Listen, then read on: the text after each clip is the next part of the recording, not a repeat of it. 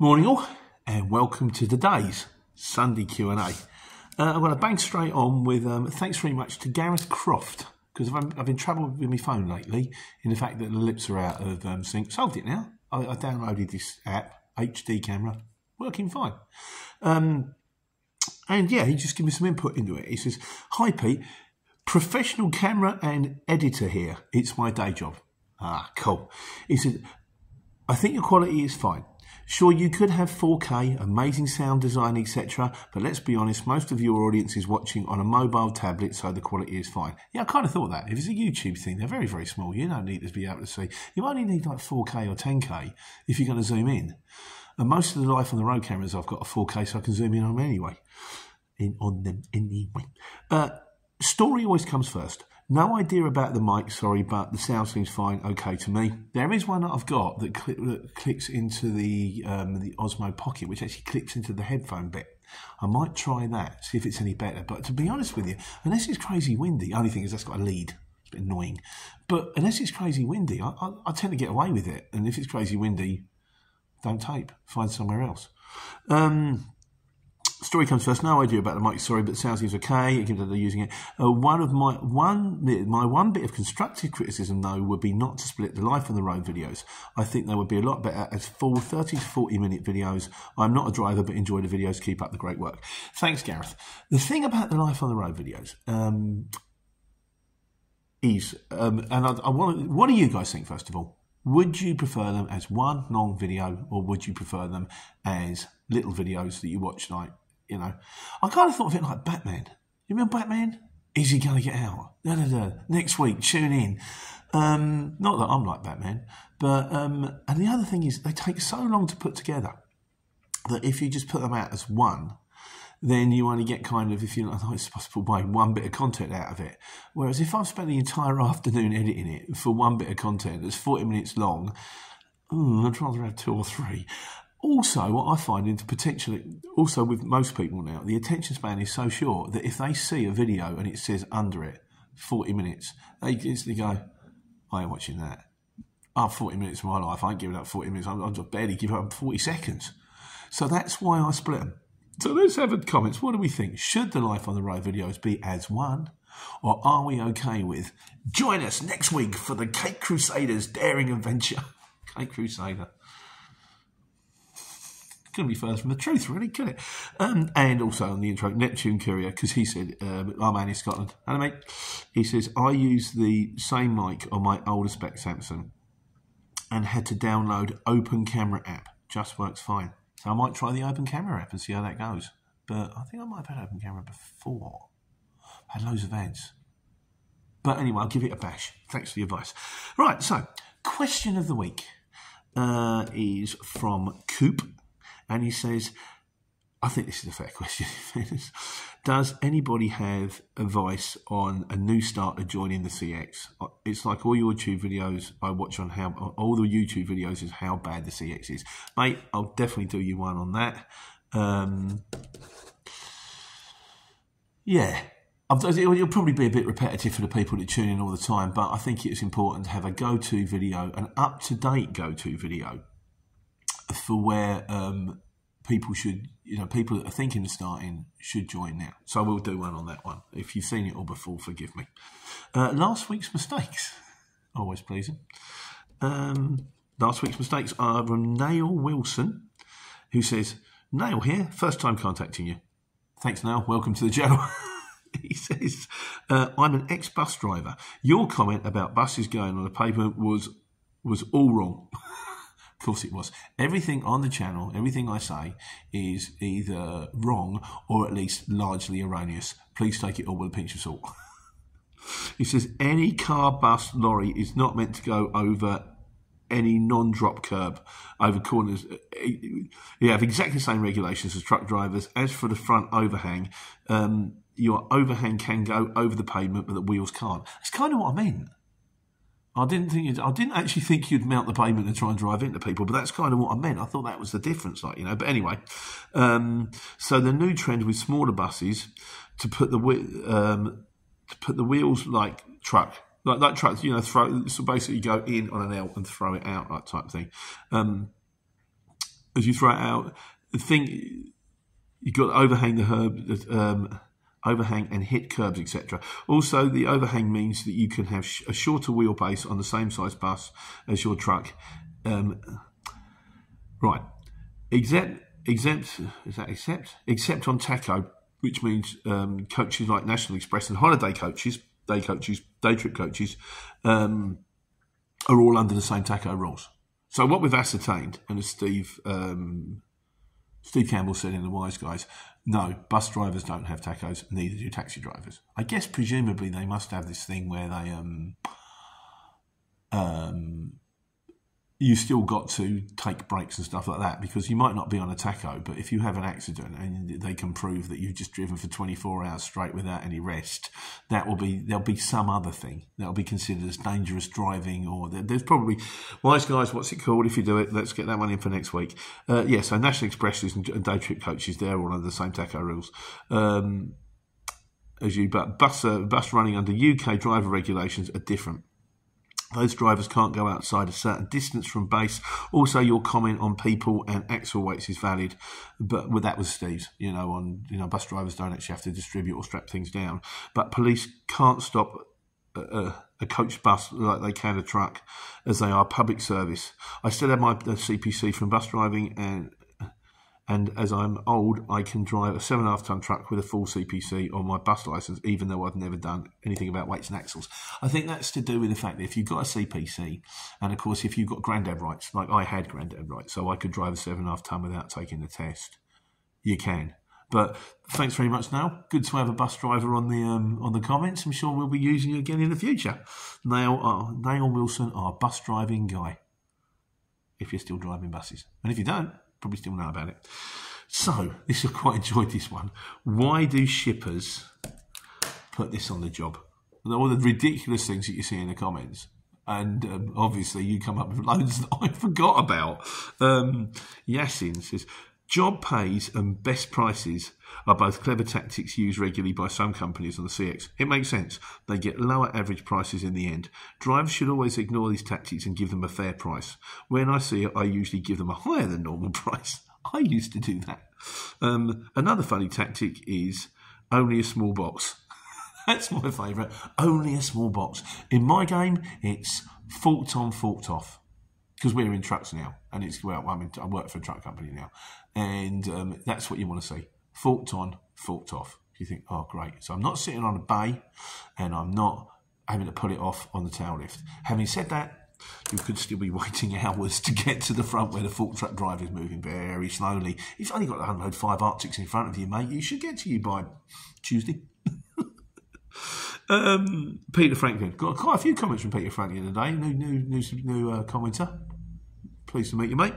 He says, when they put no factoring companies, I immediately think they're a bad or slow payer. Doesn't tend to be that. A lot of companies don't like dealing with factoring companies because they're annoying in the fact that you pay and then the factoring company sends you a letter saying, yeah, you still owe us money. And then, no, I paid it. So you prove you paid it. And then they send you another letter saying you still owe us money. You still owe, and you think, leave me alone. I paid the bill. And that's why people go, no, I'm not dealing with you anymore. I'm not playing. He also says, when they write no phone calls, not so bad. When they write please no phone calls.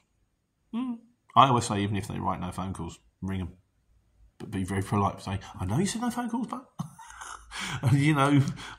most people... we all work together. Most people are very civil on the phone. Very rarely has someone turned around and swore at me and said it's no phone calls and slammed the phone down on me. Most of the time they'll talk to you. And if you're nice and polite and kind of friendly, try and break the ice a bit, it's not so bad. A Yorkshireman's Daily Grind. Hello, mate. He says, again, we do not pay factoring companies. He said, when I ran lorries, I regularly got chased by factoring companies and I had to pay them. No ifs, no buts. Again, I think it's they don't want to pay factoring companies because it's a bit of a pain.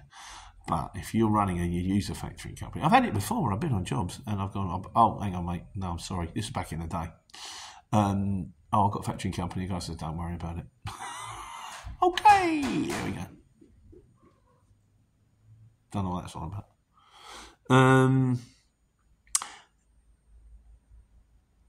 Yasin says also, waiting time, 30 minutes free. Yeah.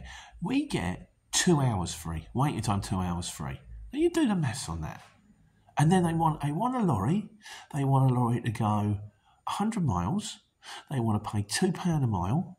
A 100-mile job is going to take, what, say 3 hours? 2 hours maybe? 2 hours, should we say? And then potentially could be 2 hours to load it, 2 hours to drive it, 2 hours to get it off the other side, bit of incidental traffic in it. That's 7 hours. 7 hours for 200 quid. Doesn't work out. You know, it just doesn't do the maths on it. Arctics are the worst because they just take forever to get loaded and unloaded. I personally think that running an Arctic is less profitable than running an 18-tonner, personally. But I am, of course, largely wrong in everything. So, you know, that's just my personal thing. But yeah, 2 hours free. Seriously? No. I don't even like paying. I don't want waiting time. I want it in, loaded and gone. The waiting time just doesn't equate. This one was quite good from Mr. Ken. He says, not much on this one, guys. Okay, fair enough. You can comment. Graham C also made me smile. A lot of these made me smile. He says, let me see, when you ring them up and they say, what was your quote? 130? I've had a 60. Ring them then. What do you expect me to say? Oh, okay, in that case I'll do it for 55. No, well, if you've had a 60, ring the 60 and book them. And then I have another one this week where the lady tried to do a load of cheap prices. I went, okay, fine. Good luck. And then I thought about it after, and I went in slightly cheaper, only slightly cheaper. She rang me back. And I thought, you haven't had a load of cheap prices. If you've had a load of cheap prices, you'd have phoned them, wouldn't you? But you're ringing me straight back. And then this was a lovely one. You have read the dimensions. Yeah, look at the dimensions. Hang on a second. One of these pallets is 3.3 metres high. I kind of went, you're going to need a low loader for that. You're going to need a flatbed. You can't put that on. You can't put that in a lorry. Oh, but we might be able to lay them down. Well, I suppose, yeah, okay, if we can lay them down, we can stack 3 on top of each other. Oh, no, you can't stack them, they're fragile. Well, if you lay them down and they're 3.3 metres high, you're going to need a 10-metre bed. You're going to need an Arctic, aren't you? It's like, at the end of the day, the job was still sitting there. What happened to it in the end, I don't know. Whatever said, you forgot to mention companies that will ask you, oh yeah, this is another, I like this, will you do it £5 cheaper? Or they will tell you that someone else quoted the job cheaper. It happens quite often, so I always keep me off guard. But thereafter is always a question in mind. If they offered you a better price, why are you calling me? And again, they might have offered you a better price. They might have terrible feedback, though. They might be 3 hours away from collecting the job, but they might have given you an extra £5 off. But yeah, that always gets me. I've had them before where the guys, this made me smile as well. The guy did the price, agreed the price, and then went, oh, any chance you could do it a little bit cheaper, take a £5 off? And I thought, you've actually been told to tell everybody to take a £5 off, because if you sell 20 jobs a day and you get £5 off each one of them, you saved 100 quid. I get that. But don't agree the price and then ask me for a discount. Don't say, yeah, I'd like to book that. By the way, can I have it cheaper? What? The Courier exchange, you don't have it. Leachy said, yeah, these are a couple of ones. He said, oh no, whatever. He says, when it comes down to people who have no idea, 2 years ago comes to mind. I was driving a Luton with a tail lift which says 1 metre long. The lady on the phone was really mad about this job and said that I need to have a tail lift for the job. And I said, yeah, I've got a tail lift. Then I got on site and I pulled up and the pallet was 2.5 metres long. So I basically called the customer and said to make sure they've got a forklift with extensions to unload me at the other end. It's just a lady on the phone, maybe not even from the UK, who's no idea where it's going. So don't judge yourself when something goes wrong, guys. I should do a video on this. There is a way to what I back in the day, I have loaded a 4 metre pallet into a box Luton with a fork truck and a pump truck and a tail lift, but no extensions on the forks. It can be done. There's a way to load it, and you can offload it the other side. You just do the same in reverse. And I always said I'd do a video about it, but every time I had to do it, it's a bit complicated. I didn't want to turn around to the guys and go, look, this is going to make a really good video, lads. And as they're worried about trying to get this 4 metre pallet of steel off me Luton van, I'm just going to tape all this. Is that okay? No, it's not. So maybe I'll have to buy some toys. I might have to get like a little Luton. Can you buy Luton vans for tailors, like a corgi version, and a little? You can stop frame animation.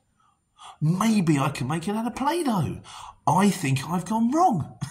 I'll work it out. I might have to draw a diagram or something, but there is a way to load and unload a 4 metre pallet, basically the bed of the lorry, if you've got a pump truck, a tail, and normal forks. So yeah, do it. Leachy said, this is the last one on the other. He said, well, nearly the last one. He said, had one a few weeks ago when a shipper ordered a small van. I priced it accordingly, went to collect the item, only to find out it was so big that it just squeezed into my short wheelbase. I called the shipper once loaded and tell him that he'd booked the wrong size vehicle. All he was interested in, did I get loaded? No extra money whatsoever. Then today I went to a collection and the guys, someone turned up last with a car for 10 boxes. They only managed to load 8. I truly believe some vehicles got no idea of vehicle sizes. What you could do is you could turn up and you could go, right, I've just turned up in a small van, but it ain't going to fit. But then again, they'd ring the customer and they go, no, he's turned up in a short wheelbase. It's annoying. It says small van. I'm going to take a small van load. I'm not going to take 1.2. I'm not going to take a square pallet because small van doesn't. Well, does a square pallet fit in a small van? Might just. I think it might just. Yeah, it's a tricky one. It is a tricky one. I think in fairness, you're right. You just load and go. I've had him before where they booked a 7.5 tonne truck, and of course I've turned up in an 18 tonne truck, and I've looked at the stuff go on, and I've looked at the air suspension go, and I thought, there's no way that would have gone on a 7.5 tonne truck, and if I'd have known it was an 18 tonne, I would have got a bit of more money. But it is what it is. And the final comment in this one comes from me. It's my channel, I can do what I like. And it was my favourite comment ever in the notes, which was no oversized Lutons, even if they had been on Pimp My Ride. That still makes me smile. So, right, that's that one. This week we had a problem with the CX, which was, in the end, it's come down to trusted. The reason, I've never had it before, but I was went to bid on jobs on the phone, and all I could see was the jobs. I didn't have an e-quote button, I didn't have a phone number button, and I didn't have the name of the company that was posting the jobs. So it wasn't even like I could go into the directory and go, hi, you're Barry's Couriers, you've got a job on the CX, I'll do it for this, can you send it me? And I don't know if they'd have been able to send it me even if they could, because the account had been blocked. The account had been blocked because I trusted it's not up to date.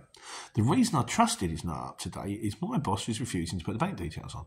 He said, why do I have to give my bank details? I do everything through Xero. I don't want to use their account system. I don't want to give them my bank details. I'm happy to pay for everything else. Goods in transit can go up. Our goods in transit is massive. And all the drivers and everything else they want, you know, licenses, insurances, everything I'm happy with. I'm not doing the bank details. And you can't complete trusted without the bank details. And that seems to be the problem. They've unblocked it for now. He spoke to them. I said, have you sorted it? He said, yeah. Well, I haven't. If it gets blocked again, I just can't quote jobs, but there we go. Shane Hardy says, sounds like the CX having problems again. Seems to be happening more and more. Well, that's our problem. Chris says, did you get an email yesterday having the latest app as the old was defunct on Thursday? I thought that might be what it was to do with. I thought if they... Actually, I did think it was trusted, but I did thought, has something gone wrong with this? Because that's why I put the video out. Thanks very much for the comments. I thought, well, is it just us? Or has everybody got the same problem? In which case, it's not quite such a panic. Peter Franklin, hello mate, says, this seems to happen whenever there's a thick cloud over in the sky. I'm not sure if the CX is reliant on satellite technologies, but whenever the CX plays up, so does my TomTom. Yeah, it is. If you can't get like a signal, everything goes wrong. Phone doesn't work. DAB radio don't work on the phone. Yeah, no, that is. Leachy said, I've had a few problems around Harrow today where I wouldn't load and the screen went blank. Regarding trusted, you do need to keep on top of it. I renewed my goods in transit and couldn't change it on the system. Plus, I had to re-upload my driving licence to take a photo of it myself. I'm all for it, to be honest, especially it keeps the cowboys at bay. And this is a reasonable point. It is there for a reason.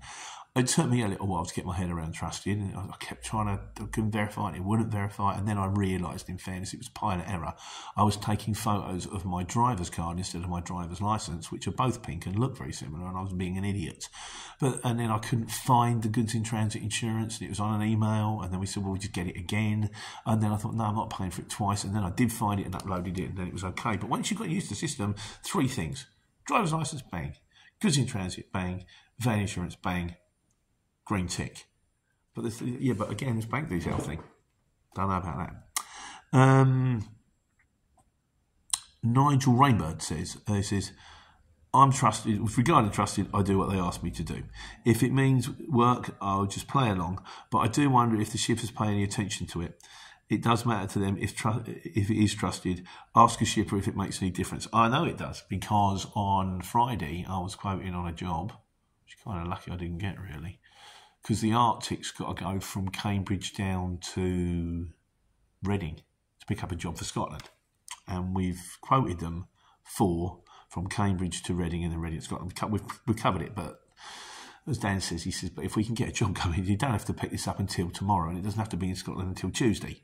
So if we can get a job going down to Reading, great. And there was a job on there, but it wanted a maxi trailer. It wanted a 2.7 metres and kind of I think 2.4 is standard on Arctics. Let me know next week if I'm wrong. I'm sure I am. And as it turned out, and then no one had told me, the Arctic is still in DAFs. So by the time we get it out of DAFs and get it loaded and get it over to Cambridge, and then we've got to get it over to Reading and get it up to Scotland, and I've got to get it back for Scotland for like Thursday morning. I didn't want to put another job in. It's just too tight, like. But the lady said, can you come back to me and let me know if it is a maxi trailer, which I don't think it isn't.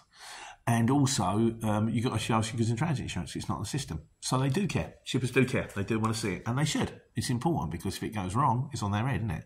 Like I say, we've got it. We've got it in spades. It's just not on the system. And the reason it's not on the system is this bank detail thing. That's it, I think. Oh, no. A Baz van said Baz van said, I've got problems uploading on Wednesday. It's still blocked. Like, good luck sorting that one out. You want to get that one up and running. And finally from Godzilla says, the irony is that this video won't play on the works computer. Yeah, there was something in it. Normally you just press click and it goes, and there you go. Monetisation on. Bit of cheddar cheese for Pete. And this one, for some reason, come up with a yellow $sign rather than the green $sign. So limited ads. So there might be something in there that's not supposed to be in there. I don't know what it is.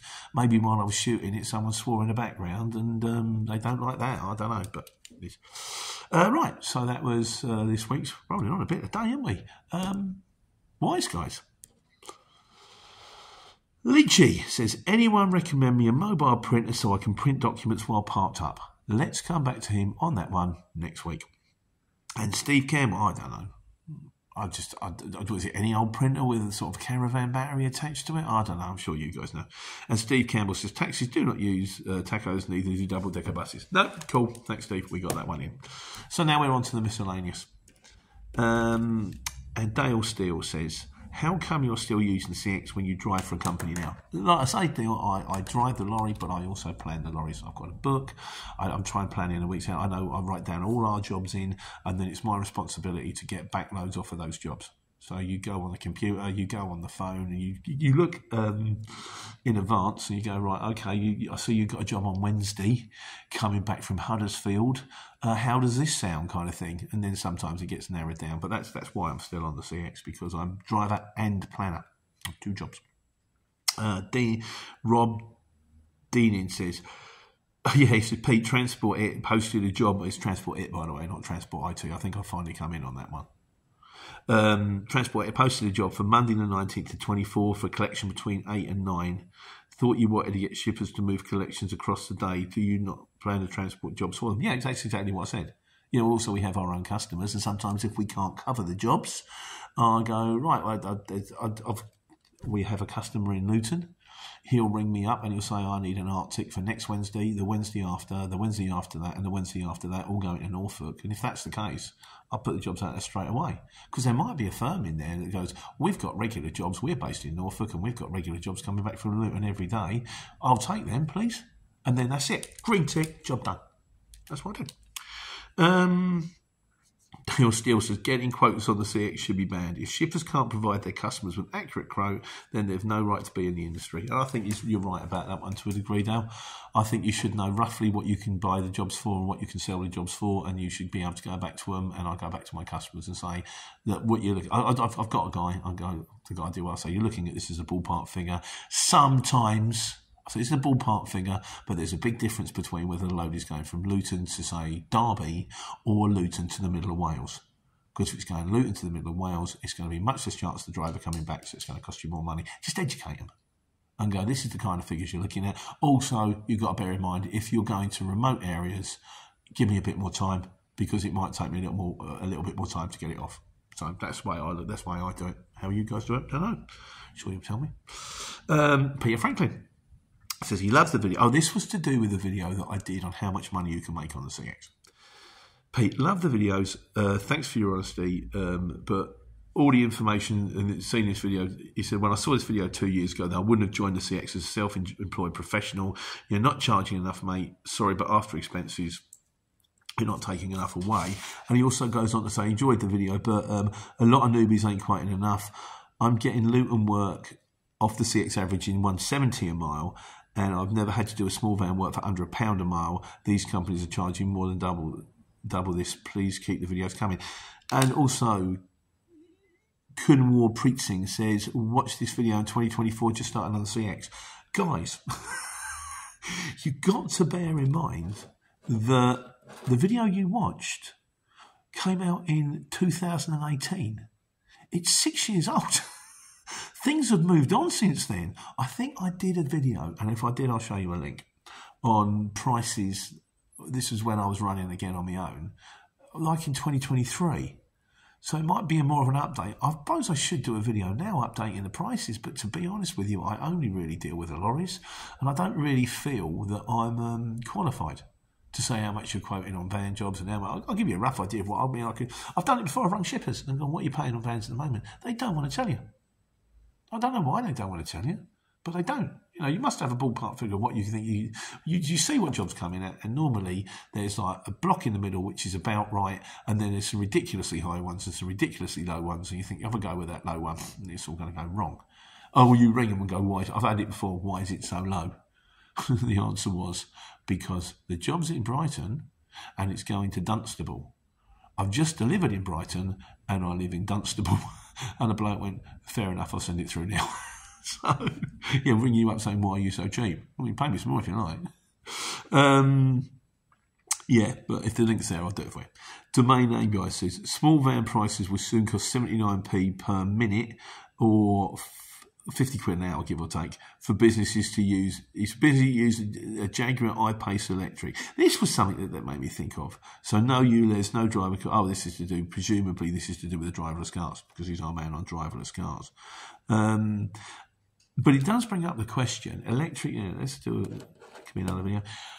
Electric vehicles. Who's running an electric vehicle? Is anybody on the CX running an electric vehicle? For me, I just cannot get my head around. It just, to me, okay, great, environmentally friendly, but at the moment, I don't think the technology's there. I don't think that the charging points are there. I think it's kind of early adopters. So, you know, maybe as time goes by, it will get better, but range anxiety would terrify me when it comes down to it. So is anybody out there on the CX running an electric vehicle? And if so, do you get any special perks for it? I'm surprised there's nothing on the app that says electric vehicles only, special prices for electric vehicles. Probably because they just wouldn't have any takers. But yeah, let's have some comments on that. I think maybe a video. Should do a video. Put people in the picture. Why not? Steve James says, with all his regulations, he's doing the transport manager exam. He says, with all these regulations, it makes you wonder why anybody will want to do it. I'm going through it now. Steve, good luck with your exam. So that's this week. We've got a short week this week because it's Good Friday, so you only have to do 4 days, and then you get a long weekend. And bear in mind that traditionally, in my mind, the Thursday before Good Friday is the busiest day of the year. That doesn't mean that you're going to get any more money on your jobs, but you might do if they're desperate, and you might get more choice of jobs. So bear that in mind when you're starting to put the quotes in for Wednesday and Thursday. You might want to go a little bit, make a bit more, buy yourself an Easter egg. See you next week. Take care. Take money.